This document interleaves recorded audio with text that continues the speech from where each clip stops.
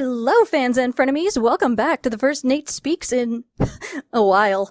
And today we are here to talk about Felicide, and not about why it took so long to do this video.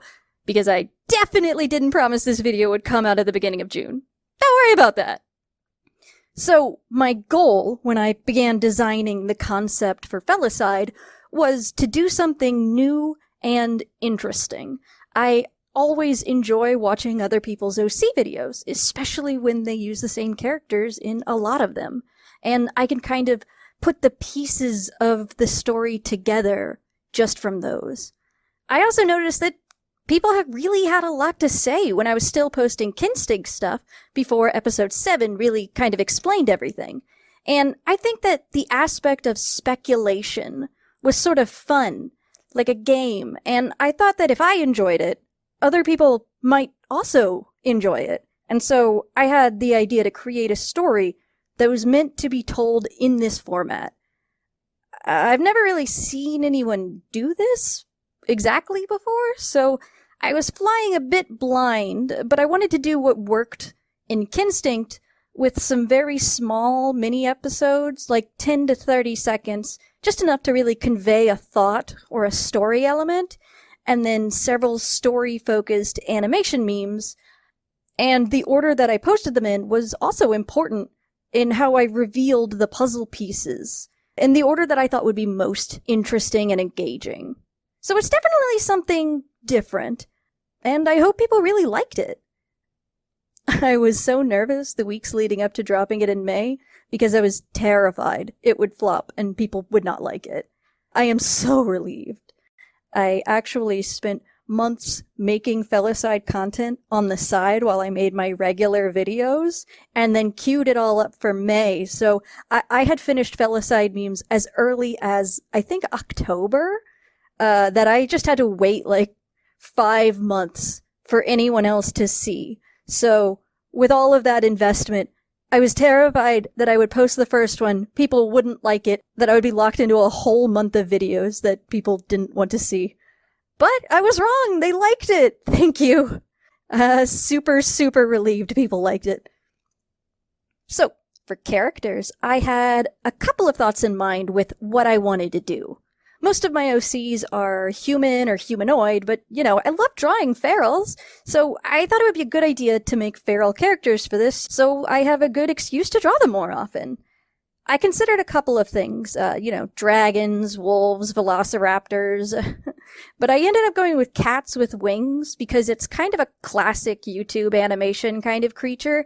I feel like every artist has probably drawn a winged cat at some point.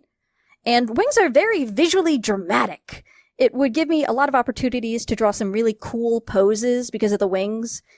Big pointy teeth, claws, slit pupils, fluffy fur, just all of that is a lot to work with visually that I enjoy drawing. And for the story, because all of it was going to be conveyed in these very short videos, I wanted to make the narrative itself relatively simple and based around a series of set pieces. Individual events in the narrative that would move the story forward. Stuff that's really dramatic with a lot of specifically visual impact. Throwing Mourning Dove out of the nest for one of them is a very cool shot. We all know that I love cliffs and falling, so, I gotta give myself an excuse to do one of those. Nighthawk's death with Foxfire watching and Foxfire tackling Tempest. All the very cool scenes that I knew would look really good animated, and that in a sequence, so you could fill in the blanks between them for the most part, because you could see how you get from one point to the next. So, the species. I had a lot of trouble naming them, but I'm just gonna put my foot down and go with it. I'm calling them Draikitties. They're cats with wings and horns, and a number of tails that indicate their age. Kittens have puffy little bunny tails, and then they grow into one until they're an adult, at which point they split into a second tail. 3 tails is for older adults, and 4 is for the properly elderly.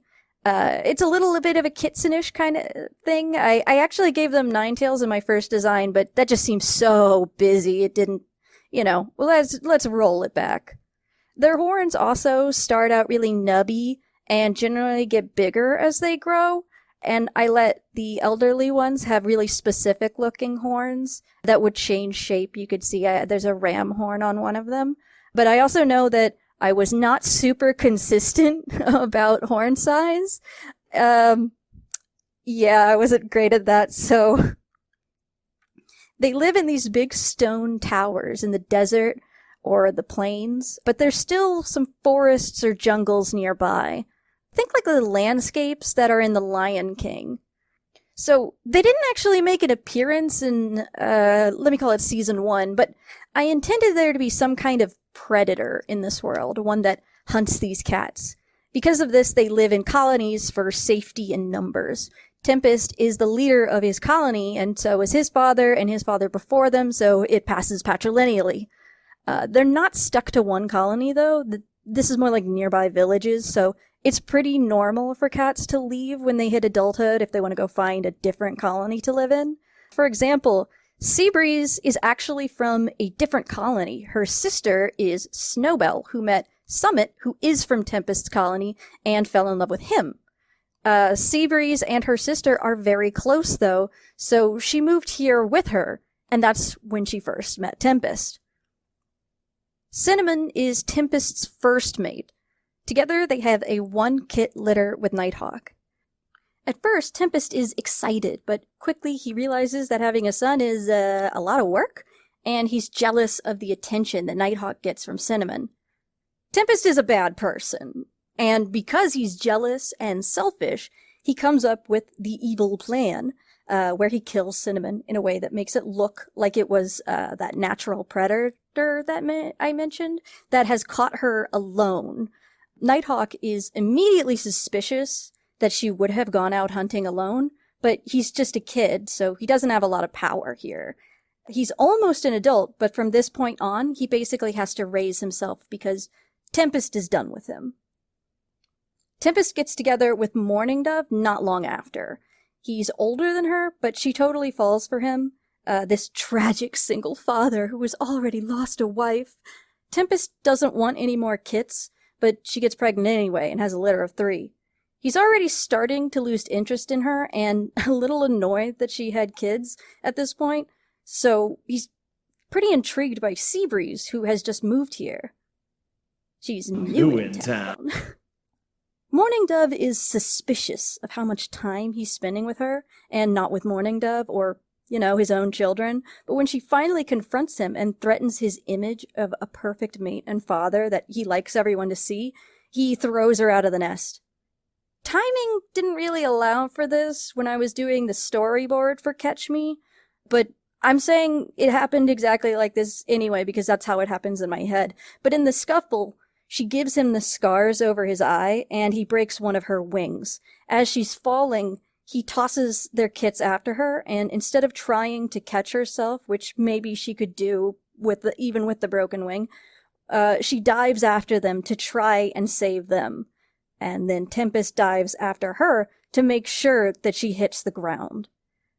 Ultimately, Mourning Dove is only able to grab 1 kit before she does. That kit is Foxfire. The only one that knows the truth of Catch Me is Tempest, of course, so he acts properly horrified and grieving when their bodies are discovered. The unnamed predator species is venomous, that's something I wanted for them, so everyone thinks that maybe that's why she wasn't able to catch herself, that she was paralyzed by the venom and fell or was dropped. But it's strange how the bodies don't show any signs of being eaten. Tempest did not expect a kit to live, and he is not happy about it. He doesn't want to take care of her, and in public pretends he's just grieving too much to possibly care for a kitten right now. Nighthawk, though, cares very much for his practically orphaned half-sister, so he takes her in himself. At this point, Nighthawk is barely an adult. Imagine a 19-year-old on their own, also trying to take care of his infant half-sister. That's kind of the vibe that I'm going for. He does his best, but it's a lot of work. And he's almost a kid. So he's very suspicious of Tempest, especially when he moves on quickly to Seabreeze, but he has no proof. So he just focuses on taking care of Foxfire. The day Nighthawk finally confronts Tempest, it's because Seabreeze has started talking about wanting kits, and he can't keep his suspicions to himself anymore. Not when he knows she might become another victim if he does. Despite having no evidence and nothing but suspicion, he confronts Tempest, who knows the jig is up, and he attacks and kills him in front of the whole village. He manages to talk himself out of this situation, though, by convincing everyone that Nighthawk attacked him first because he wanted to take over the colony. Because again, it passes patrilineally, so, he's like the prince to Tempest's king of a village, But Foxfire knows her brother would never do that, so she knows immediately this is not true. It is definitely a lie. And if it's a lie, then he killed her for no reason. And if he killed him, it makes her reevaluate everything else. But she's too small to have a chance against her father at this time, so she bides her time until she's big enough and strong enough, and he's distracted and alone to take him out the same way that he took out so much of her family. There's other characters that I designed before I wrote any of the actual memes or episodes to flesh out the world and just get it, some depth to it. And I hope that I get a chance to introduce you to them in future videos that I want to make. Twister is Tempest's brother, who helped him cover up some of his crimes, and Snowbell and Summit have 3 kits that Foxfire got to babysit a lot growing up. I've got plans for where the story continues from here. Foxfire is Tempest's only remaining offspring, meaning it's kind of between her and Twister for colony leader. She's got the right lineage but the wrong gender for taking over. So there's a conflict there that I think would be very fun. So next I have a bit of a Q&A. That's my whole bit that I wanted to say, but I do have a few specific questions from the comments that I would like to answer that were pretty good. So, question 1. Why is it called Felicide? Oh, wow, I didn't address that in my whole bit. It's a combination of feline and filicide. Filicide with an I is the act of killing your child. A parent killing a child is filicide. You got homicide and regicide and all the sides. So Felicide sounds a lot like filicide, and so it's a pun. It's just a pun. Is this an open species? Yeah, sure. You can make one, absolutely. Will you do more? I have totally planned on doing more. I would like to do things with the other characters. I'd like to do maybe a theoretical season 2 or just continue the story with new videos. But yeah, I do intend to do more in the future. Who is the brown cat in Catch Me? Oh, that's actually a cameo of one of my friends' OCs. There's several people that I send my videos to as I'm working on them to get feedback and commentary. I got ADHD. Sometimes I look at things and I just don't see them. So it's always good to have other eyes on your art.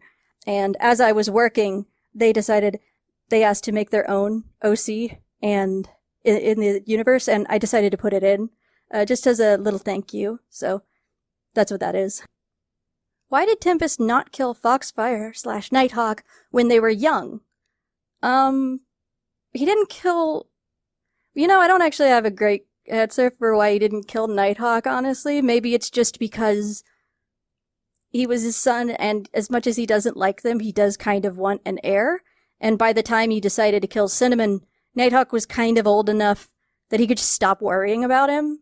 And the honest answer is probably that it's a lot easier to just ignore him than kill him.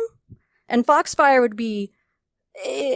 there was already a terrible accident that killed the mother and 2 kits. If the 3rd kit then also got killed really shortly afterward, it would be incredibly suspicious. So it really would not... it wasn't feasible to do anything at the time. At least that's what I thought that's going on in my mind. Did Seabreeze know? No, she doesn't know anything. She's totally innocent. We like Seabreeze. What is Tempest's relationship with his brother like? They're very close. They're kind of bad people. Their father was kind of a bad guy too. Very power hungry because, absolute power corrupts, blah, blah, blah. They pass down patrilineally, and when you grow up knowing you're going to be in charge from the day you were born, there's an aspect of feeling owed things that comes with that. So they're both kind of jerks. But yeah, they're from the same litter. So actually, it's really funny, but my original design for Tempest and for Nighthawk was that they were going to be these sleek black cats. They were actually going to look nearly identical, except for Nighthawk was smaller than him. And I did the design for Twister, and that was actually my Tempest design. But then while I was doing others, I started doing the design that became Tempest, and I went, oh, I like this one so much more! And so I just scooted that over on my reference sheet and said, that's Twister now. And this is Tempest's design. Who is your favorite to draw? Definitely Nighthawk. I really like drawing his very sleek, like I love drawing Fluff, but he's this very sleek cat that I get to draw, and I get to do lots of really cool motion with him, and I really like snowshoe cats, or at least, he's kind of a gray snowshoe, which I don't think even exists, but, it's fantasy and I do what I want. But I really like to draw him. I like his pattern. I like his body shape. It's just very fun. So he's definitely my favorite. What is up with the horns? Are they like ears or horns covered by skin, and fur and work as some kind of weird thing? You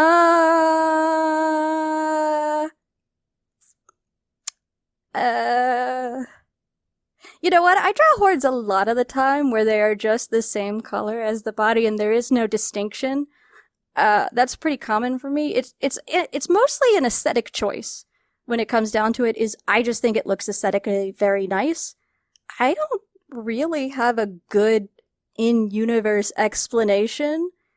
So, yeah, I'm just chalking that one up to, well, it's a cartoon and it looks good. Sorry. Did Tempest actually love any of his wives? Oh, that's a good one, actually. I'm not gonna answer this one, because I feel like I'd rather answer this one through artwork. Was Seabreeze already pregnant? No, she's not. I think she wants to. She wants to have kids, but she is not actually pregnant at the time. Had Cinnamon and Morning Dove stayed alive, would they and Seabreeze form an ultimate mom group? Well, I mean, if Cinnamon was alive, Morning Dove wouldn't have kids with him, and Seabreeze wouldn't have kids with him either. So I don't even know. They probably wouldn't even live there, maybe? I don't know. If they were all moms and they were near each other, I don't know, they might be friends. How many cats are in the mountain colony? That's a good question. Obviously, I only have the ones drawn here, but there are more of them. I imagined this as a small village, not like an actual, colony of cats.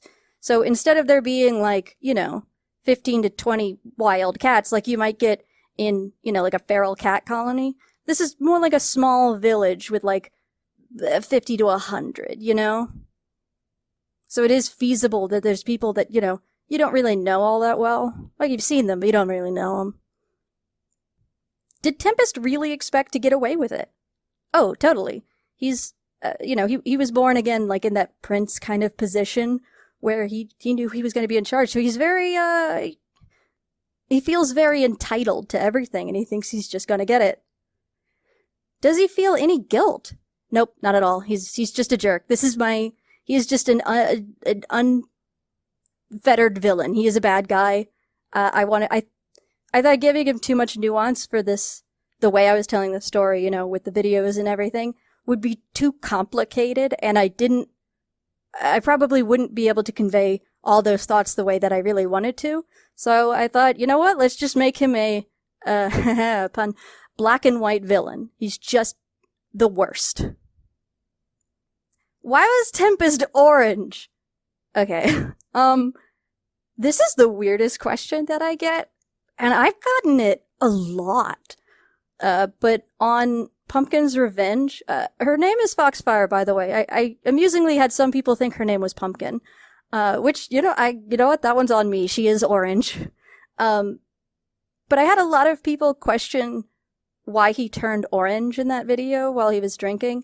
And I even had people ask if he had some kind of magic power that would let him change color.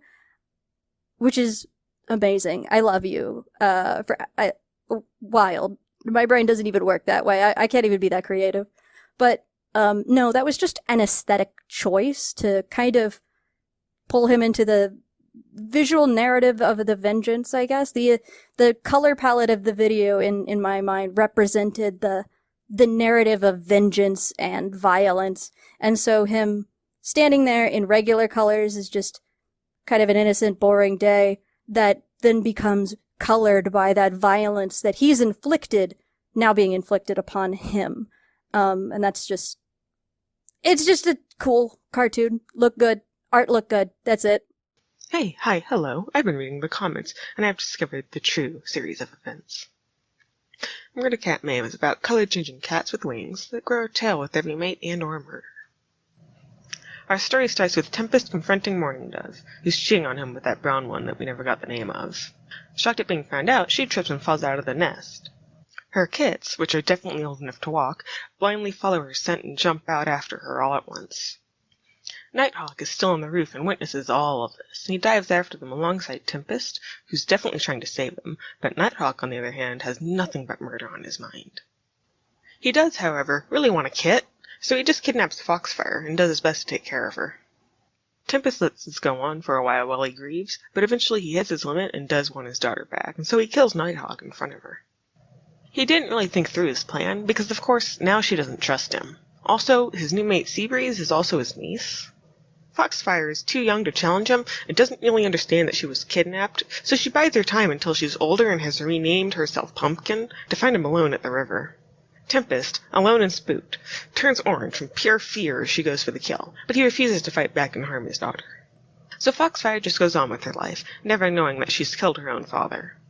While Tempest has only moments to realize that it's all his fault for having let Nighthawk take his place to begin with. In any case, that is the concept and story. And I really hope that everyone enjoyed it as much as I did, because I did. I thoroughly enjoyed seeing everyone's speculation all month, and it was so hard not to reply to everyone and spill the beans. I still don't know what I want to do with the predator species, what I want them to really look like or be named. Maybe something canine, since they're cats? I would really love to hear your ideas and suggestions for what would be a cool thing here.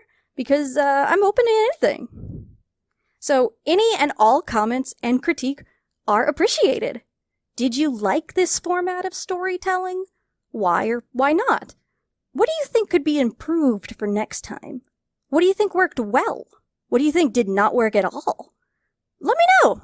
I'd love to do another content bang event like this in the future and make it even bigger and better.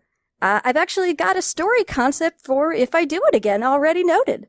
And don't forget to sign up for the mailing list to be notified when my very first run of limited edition plushies goes up for pre-order. I've partnered with Gimme Swag to do my very first major merch drop, and I can't show you guys the prototype just yet, but trust me when I say that they are looking amazing. I can't wait to share it with you. Check out the link in the description to add your email. Thanks. Nader's out.